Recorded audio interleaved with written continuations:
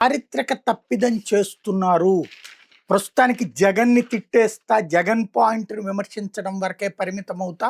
అసలు అన్యాయం అమరావతికి చేస్తున్నారు తేల్చుకోండి.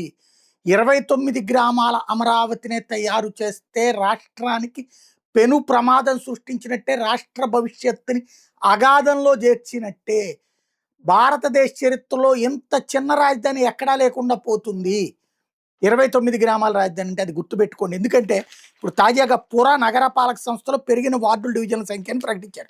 ఇందులో విజయవాడ కార్పొరేషన్ ప్రస్తుతం 98 ఉంటే 120 అవుతుంది. ఇదే జీవీఎంసీ విశాఖపట్నం. విజయవాడది 64 ఉందంటే 86కు వెళ్తుందట, 88కి. గుంటూరు 57 నుంచి 76కి చేరుతుందట. అంటే ఆటోమేటిక్గా 2 నగరాలు విడిగానే ఉంటాయని, కార్పొరేషన్స్గానే ఉంటాయని. కార్పొరేషన్స్గానే అవి ఉండిపోతే ఇక అమరావతి నగరం ఎక్కడ ఉంటుంది? ఊరికనే కేవలం మాటల్లోనే ఉంటుంది అమరావతి నగరం, లేదా 29 గ్రామాలకే అవుతుందా? అప్పుడు 1 కోటి జనాభా కలిగినటువంటి హైదరాబాద్, బెంగళూరు, చెన్నైలతో పోటీ పడే నగరం అవుతుంది అమరావతి. అదేమంటే నిదానంగా కలుపుకొస్తారంటే ఏంది కలుపుకొచ్చేది? నువ్వు పంచాయతీలోకి తీసుకొచ్చి కలుపుకొస్తావు. నగరంలో పల్లెలను కలపడం ఉంటుంది కానీ పల్లెల్లో పట్టణాలు కలపడం ఉంటుందా? ఏ విధమైనటువంటి కరెక్ట్ అవుతుంది? అప్పుడు ఈయన చెప్పే మాటలకు అదే కరెక్ట్ అవుతుంది. 2 లక్షల కోట్లు 29 గ్రామాలు ఎట్టా పోస్తావనే పాయింట్ చర్చకి భవిష్యత్తులో వెళ్తుంది.